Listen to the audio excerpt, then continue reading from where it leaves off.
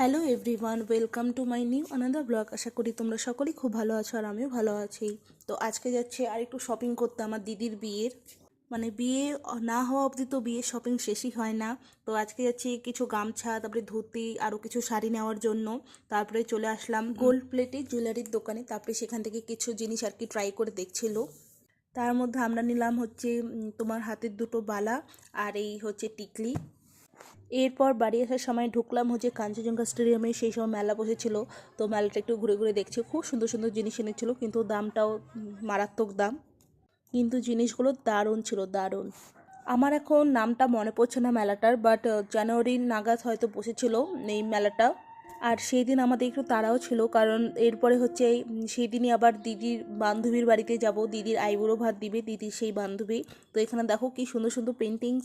সেই জন্য হাতে খুবই কম সময় ছিল, মানে ভালো মতো একটু দোকানে ঢুকে যে দেখবো সেই জিনিসগুলো আর কি টাইম পাচ্ছিলাম না।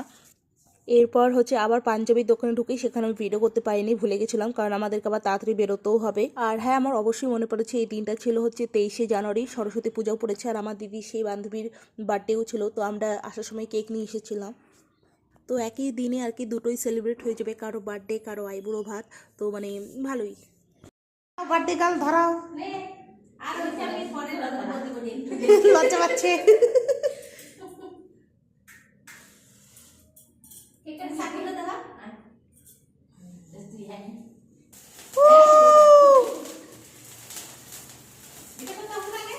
হ্যাঁ হ্যাঁ, happy birthday to you, happy birthday to you, happy birthday dear রিম্পাদি, happy birthday to you, may God bless you.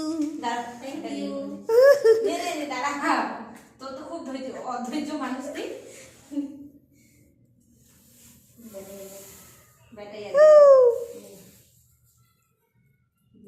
এখন জেঠি মানে রিম্পাদির মা রিম্পাদিকে আশীর্বাদ করছে, আর রিম্পাদির কোলে যে বাচ্চাটা সেটা হচ্ছে রিম্পাদির ছেলে, ও খুব কিউট। আর জেঠি পুচকুটাকেও একটু আশীর্বাদ করে দিচ্ছিল, আর ও খুব মজাও নিচ্ছিল, ওর মা কেক কাটছিল। তো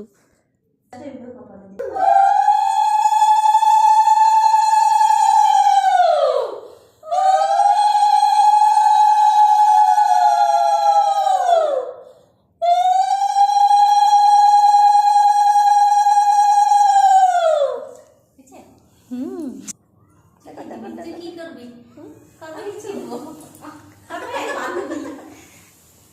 এটা